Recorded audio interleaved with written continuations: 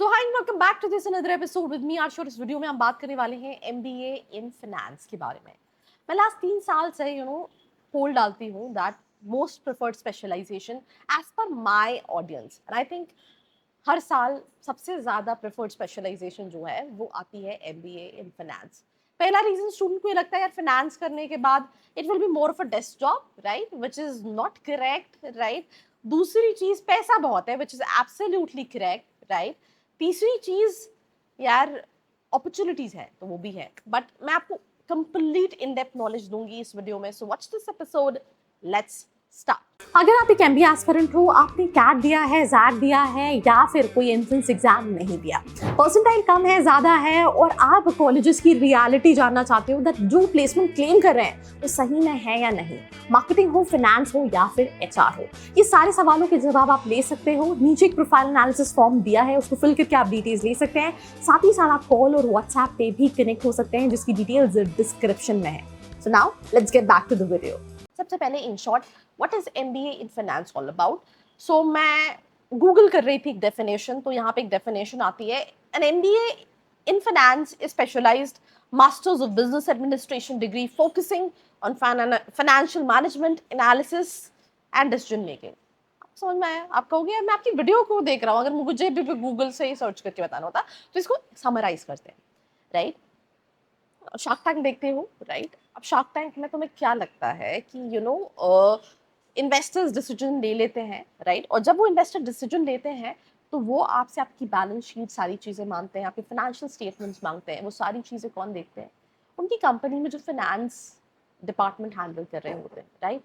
जो इन्वेस्टर्स होते हैं, व्हाट डू यू थिंक, क्या वो इन्वेस्टमेंट ऐसे ही कर लेते हैं? नहीं यार, दे हैव पीपल, एंड उन्होंने एमबीए इन फाइनेंस कर रखा होगा एंड दे मेक डिसीजन कि उस कंपनी को, उस इन्वेस्टर को यहाँ पे इन्वेस्टमेंट करने का फायदा है या नहीं है, राइट।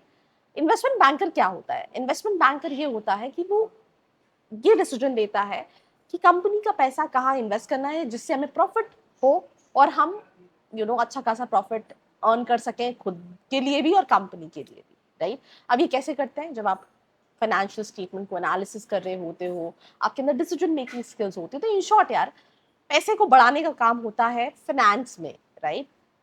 सिर्फ बढ़ाने का काम नहीं होता है, मैनेज करने का काम होता है, बढ़ाने का काम होता है।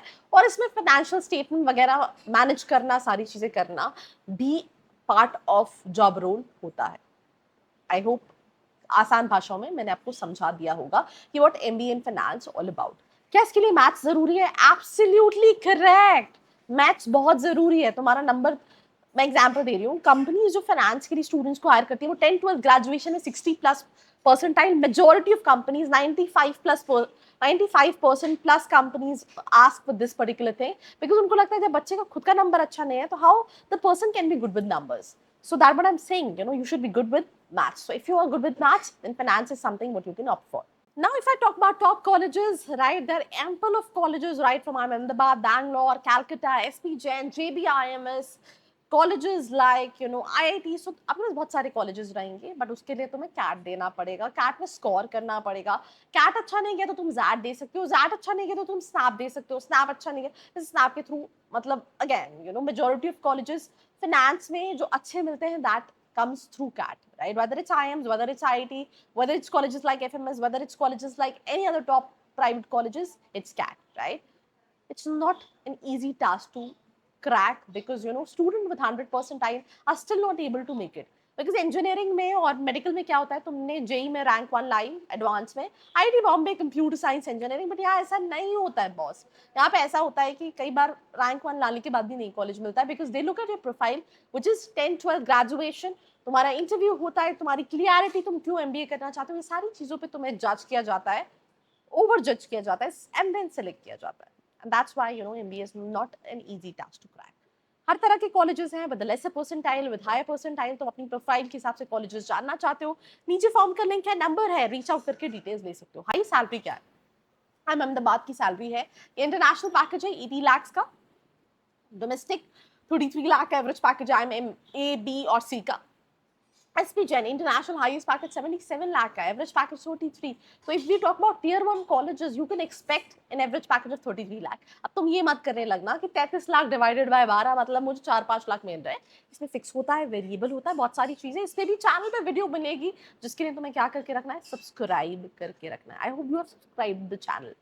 पैकेजेस के बाद अगर हम बात करें रोल्स की, हर स्टूडेंट का ड्रीम होता है एमबीए इन फाइनेंस करने के बाद इन्वेस्टमेंट बैंकिंग, जो कि टियर 1 कॉलेजेस में मिलती है. पर क्या हर बच्चे को मिलती है? नहीं भाई. इन्वेस्टमेंट बैंकिंग जैसी प्रोफाइल के लिए they need elite crowd, and for that you need to have in depth knowledge. Usually इस केस में CFA या फिर चार्टर्ड अकाउंटेंट्स, ऐसे प्रोफाइल्स वाले स्टूडेंट्स को प्रेफर किया जाता है. फाइनेंशियल एनालिसिस स्टूडेंट स्टार्ट कर सकते हैं, equity research analyst, corporate finance manager, risk manager. अब नाम से समझ रहे हो, रिस्क मैनेजर क्या, तुम्हारे रिस्क को कैलकुलेट करना कि तुम कहीं पैसे लगा रहे हो तो इसमें कितना रिस्क है. वेल्थ एंड पोर्टफोलियो मैनेजर, तुम्हारे पास पैसा है, तुम्हें इसमें इसकी FD करानी चाहिए, या फिर तुम्हें क्या करना चाहिए. वेल्थ जो तुम्हारे पैसे इंडिविजुअल, जैसे मैं बहुत पैसे वाली हो गई, लेट्स इन केस मेरा यूट्यूब का चैनल पे 20-30 मिलियन फॉलोअर्स हो गए, and I become like a star, and उस पॉइंट ऑफ टाइम पे मेरे पास इतने पैसे हैं, अब मुझे उसको मैनेज करने के लिए कोई वेल्थ मैनेजर चाहिए होगा ना. So that's what wealth and portfolio manager do. Credit analyst होते हैं और CFA होते हैं जो कि स्टॉक में इन्वेस्ट कर रहे होते हैं, is like future stock, right. पर मैं एक और सच्चाई बताऊं, MBA in finance में 60% jobs are into banks. Yes, absolutely correct. If you want to get into core profiles, तुम्हारे पास core knowledge होना बहुत जरूरी है, जो आधे ज्यादा बच्चे समझते ही नहीं है. MBA करने जा रहे हो, इंग्लिश कम्युनिकेशन भी बहुत जरूरी है, जो भी बच्चे नहीं समझते हैं. तो यार प्लीज इस चीज को समझो, अभी से काम करो, then only you'll be able to make it. Top recruitment companies, if you talk about profiles like investment banking, Goldman Sachs, JP Morgan Chase, consulting जैसी profiles, Morgan Stanley, BCG, McKinsey, which is finance practices के लिए लेते हैं, KPMG, Deloitte, PwC, Citibank, Barclays, HDFC, ICICI, Axis Bank, Aditya Birla capital, Bajaj finance, ये सारी companies higher करती हैं. क्या रोल्स, क्या स्किल सीखनी चाहिए? फाइनेंशियल मॉडलिंग आनी चाहिए, राइट. अब ये मत पूछना ये क्या होती है, बिकॉज ये भी मैं बताऊंगी तो तुम क्या करोगे. वैल्यूएशन टेक्निक्स आनी चाहिए, एक्सेल एंड पावर BI आनी चाहिए, स्ट्रैटेजिक फाइनेंस आनी चाहिए, स्क्रीन पे तुम देख ही सकते हो, डेटा इंटरप्रिटेशन, रिस्क असेसमेंट आना चाहिए, राइट. काफ़ी सारी प्रोफाइल्स है, काफ़ी सारी अपॉर्चुनिटीज़ है, बट तुम्हारी मैच अच्छी होनी चाहिए, तुम्हारा क्लियरिटी होना चाहिए, तुम क्यों MBA के लिए जा रहे हो, और ये सारी चीज़ें मैच करती हैं. तो I think this is the perfect choice, you can go for it. फिर भी हेल्प लगती है, feel free to reach out, do share this video with all your friends. बाकी ऐसी वीडियोस के लिए like, share and subscribe. I hope you like this video. For more such videos, keep watching our channel. And do not forget to like, share and subscribe.